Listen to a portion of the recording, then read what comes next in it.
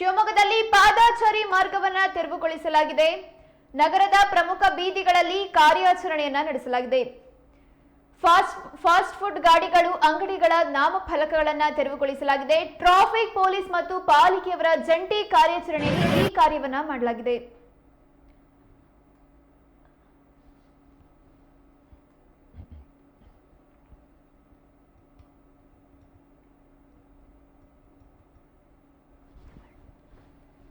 ಶಿವಮೊಗ್ಗ ನಗರದಲ್ಲಿ ಟ್ರಾಫಿಕ್ ಪೊಲೀಸರು ಮತ್ತೆ ಸುಗಮ ಸಂಚಾರಕ್ಕೆ ಸಾರ್ವಜನಿಕರಿಗೆ ಇನ್ನಷ್ಟು ಅನುವು ಮಾಡಿಕೊಡಲು ಮುಂದಾಗಿದ್ದಾರೆ.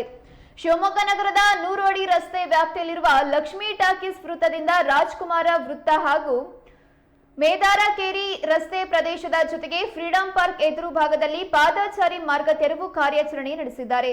ಮಹಾನಗರ ಪಾಲಿಕೆಯ ಅಧಿಕಾರಿಗಳು ಮತ್ತು ಸಿಬ್ಬಂದಿ ಜಂಟಿ ಕಾರ್ಯಾಚರಣೆ ನಡೆಸಿದ್ದು, ಕಾರ್ಯಾಚರಣೆ ವೇಳೆ ಪಾದಚಾರಿ ಮಾರ್ಗದಲ್ಲಿ ಇರಿಸಲಾದ ಅಂಗಡಿ ಫಲಕಗಳು, ಫಾಸ್ಟ್ ಫುಡ್ ಗಾಡಿಗಳು ಹಾಗೂ ಇತರೆ ವಸ್ತುಗಳನ್ನು ತೆರವುಗೊಳಿಸಲಾಯಿತು.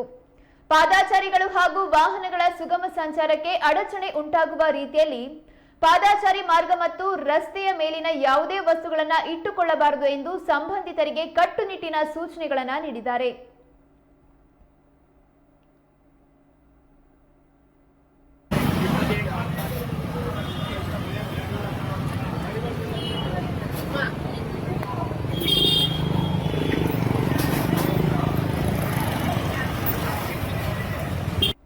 ಸಾರ್ವಜನಿಕರಿಗೆ ಓಡಾಡ್ಲಿಕ್ಕೆ ನಿಮ್ಮ ಅಂಗಡಿ ನಿಮ್ಮ ಮಳಿಗೆ ಒಳಗಡೆ ಇರಬೇಕು. ಇಲ್ಲಿ ಅಟ್ಲೀಸ್ಟ್ ವೆಹಿಕಲ್ಗಳು ಪಾರ್ಕಿಂಗ್ ಮಾಡ್ಲಿಕ್ಕಾರು ಬಿಡ್ಬೇಕಲ್ಲ. ನಿಮ್ಮ ಅಂಗಡಿ ಮುಂದೆ ಬಸ್ಸಾರಿಗೆ ಅಂಗಡಿನೆಲ್ಲ ಮುಂತಂದು ರೋಡಿಗೆ ಹಾಕೋತೀರಿ. ಜನಗಳು ಮತ್ತೆ ಎಲ್ಲಿ ಇರಿಸ್ಬೇಕು ವೆಹಿಕಲ್ಗಳನ್ನ? ಒಳಗಡೆ ಹಾಕೊಳ್ಳಿ, ನಿಮ್ ಮಳಿಗೆ ಒಳಗಡೆ ಇಟ್ಕೊಳ್ಳಿ ನಿಮ್ ಸಾಮಾನುಗಳನ್ನ. ಫುಟ್ಪಾತ್ ಅನ್ನು ಎನ್ಕ್ರೋಚ್ ಮಾಡಬೇಡಿ. ಫುಟ್ಪಾತ್ ಫ್ರೀ ಬಿಡ್ಬೇಕು ಜನಗಳಿಗೆ ಓಡಾಡ್ಲಿಕ್ಕೆ.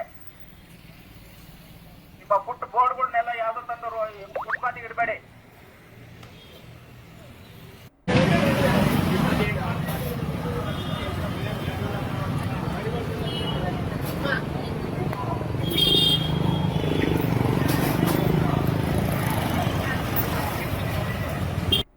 ಸಾರ್ವಜನಿಕರಿಗೆ ಓಡಾಡ್ಲಿಕ್ಕೆ ನಿಮ್ಮ ಅಂಗಡಿ ನಿಮ್ಮ ಮಳಿಗೆ ಒಳಗಡೆ ಇರಬೇಕು. ಇಲ್ಲಿ ಅಟ್ಲೀಸ್ಟ್ ವೆಹಿಕಲ್ಗಳು ಪಾರ್ಕಿಂಗ್ ಮಾಡ್ಲಿಕ್ಕಾರು ಬಿಡ್ಬೇಕಲ್ಲ. ನಿಮ್ಮ ಅಂಗಡಿ ಮುಂದೆ ಬಸ್ಸಾರಿಗೆ ಅಂಗಡಿನೆಲ್ಲ ಮುಂತಂದು ರೋಡಿಗೆ ಹಾಕೋತೀರಿ. ಜನಗಳು ಮತ್ತೆ ಎಲ್ಲಿ ಇರಿಸ್ಬೇಕು ವೆಹಿಕಲ್ಗಳನ್ನ?